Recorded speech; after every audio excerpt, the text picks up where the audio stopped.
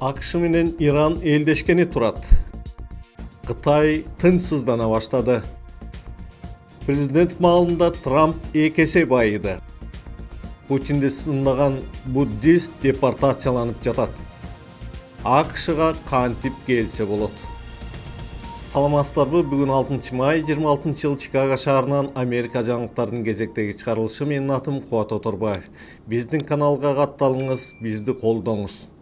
AQŞ менен Иран элдешүүгө ниеттенип турат. AQŞнын Axios порталы маалымдагандай, Ак үй Иран менен болгону бир барактан турган меморандумга кол коюп, согушту жакын арада аякташы ыктымал.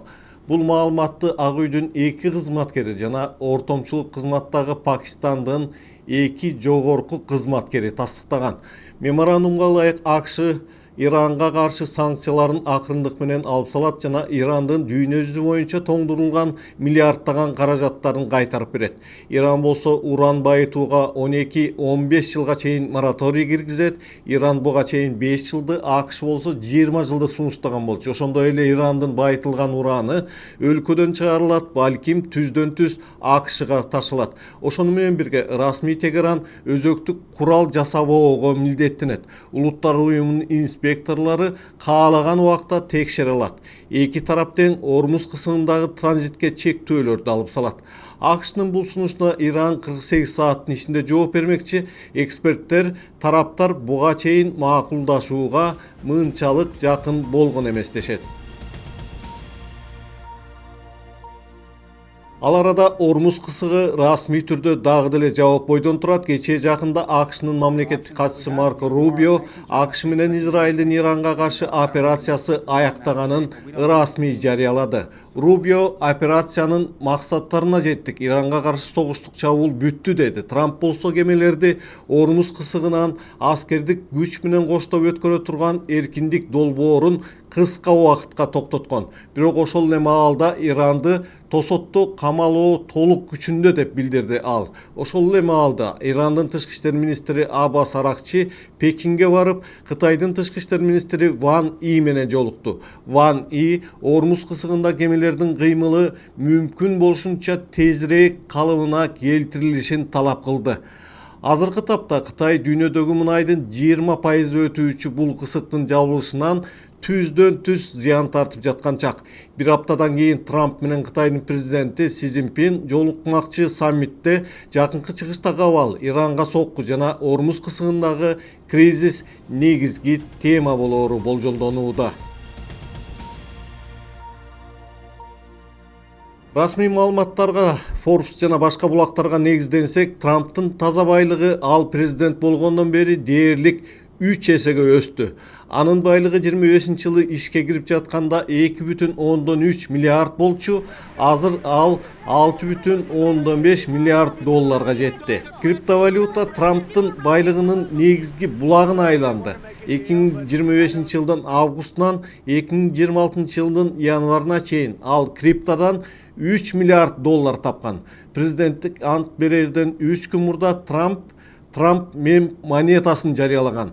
Financial Times жазгандай, ал 427 миллион доллар берген.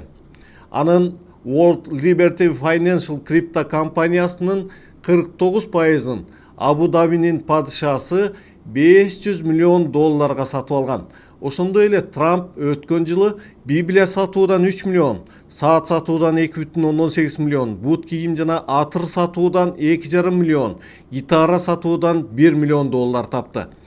Trump Organization компаниясы Катар, Бириккен Араб Эмираттары, Сауд Аравиясы, Индонезия жана Мальдив аралдарында кыймылсыз мүлк келишимдерин түзгөн. Ошентсе дагы Трамптын мамлекет башчылык менен катар ишкерлиги сынга кабылууда. Мурдагы президенттердин көпчүлүгү мүлктөрүн башкаларга өткөрүп берип, кызыкчылыктардын кагылышын болтурбай келишкен. Трамп бирок биринчи да, экинчи да мөөнөтүндө өз компанияларын башкарууга катышып келатат.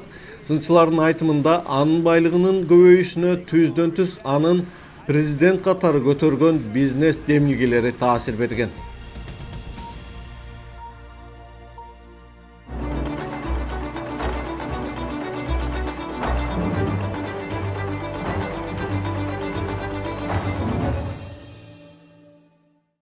Бурятиянын Крен Оданынын мурдагы башчысы, Украинадагы согушту ачык сындаган буддист лама Балдан Базаров АКШнын иммиграциялык кызматы АЭС тарабынан 29 апрелде кармалды.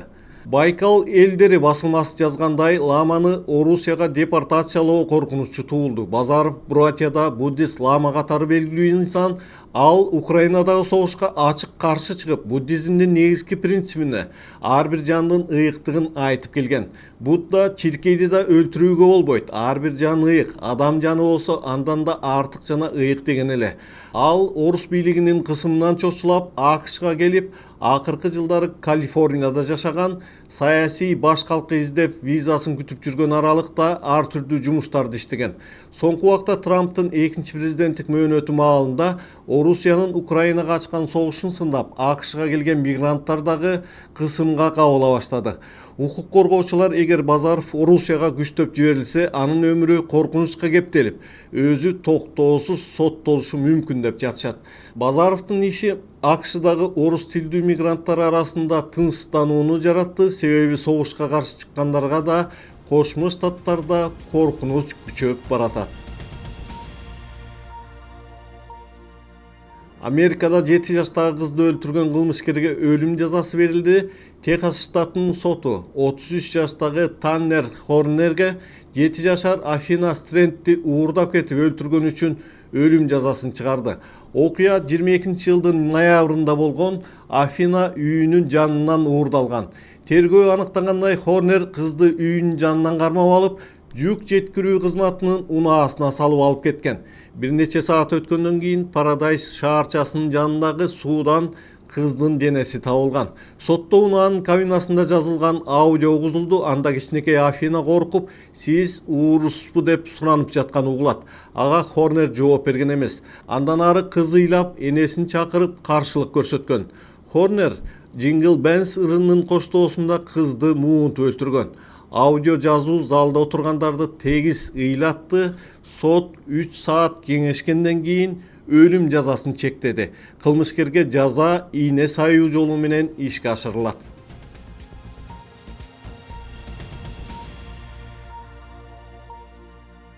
Эми АКШга кантип келүүнүн жолдору тууралуу маалымат Кошмо Штаттарынын өзүнүн көп кемчиликтерине карабай, дүйнө жүзүндөгү эмигранттар үчүн эң популярдуу өлкөлөрдүн бири болуп келатат. Трамптын экинчи президенттик мөөнөтүндө иммиграциялык саясат кескин катуулады. Ошентсе да АКШга келүүнүн мыйзамдуу бир нече жолдору бар. Алар кайсылар? Туристтик виза эң жөнөкөй жол. АКШнын Бишкектеги элчилигине документтер тапшырылат. Негизги талап кайра үйгө кайтаарыңызды далилдеш керек.